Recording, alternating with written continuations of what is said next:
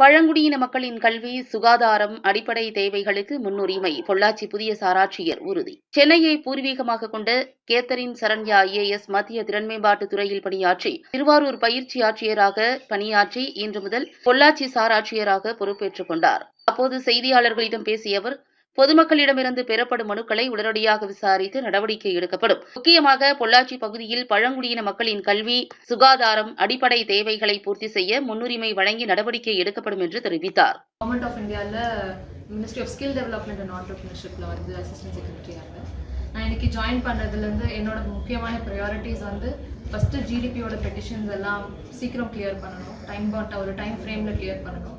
அப்புறம் நம்ம டிவிஷனில் வந்து ரொம்ப முக்கியமாக மலைவாழ் மக்கள் இருக்கிறாங்க. அவங்களுக்கு கல்வி, அப்புறம் ஹெல்த், பிடிஎஸ் எல்லாம் வந்து உடனடியாக டக்குன்னு போய் சேர்ற மாதிரி அது என்னோட ரொம்ப முக்கியமான ஒரு ப்ரையாரிட்டியாக இருக்கும். ஸோ இதெல்லாம் வந்து நான் இருக்கிற சப் கலெக்டர் டென்யூரில் பண்ணணும்னு நான் நினைக்கிறேன். படித்தது வந்து Stella Maris College MSc mathematics.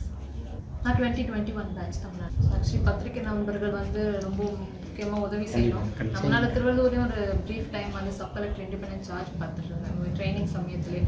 அப்போது ஃப்ளட் டைமில் இருந்தபோது ஒரு சின்ன விஷயம் என்னென்னா, எங்கே இஷ்யூ வருதோ டக்குன்னு சியூஜி நம்பருக்கு சொல்லி இன்ஃபார்ம் பண்ணுறது வந்து ரொம்ப யூஸ்ஃபுல்லாக இருந்துச்சு. தனியாக ஒரு மீட்டிங் கூட போட்டுட்டு உங்களுக்கு எதனா இஷ்யூஸ் இருந்தால் டேரெக்டாக சொல்லி இது பண்ணால் நீங்கள் ஃபீல்டில் இருக்கிறீங்க, ஸோ நம்ம ஸ்டாஃபாக இருக்கிறாங்க, உங்களுக்கு ஒரு அன்பயாஸ்ட் ஒப்பீனியன் இருக்கும் கண்டிப்பாக. ஸோ சொன்னீங்கன்னா உடனே கூட அட்ரஸ் பண்ணுற மாதிரி.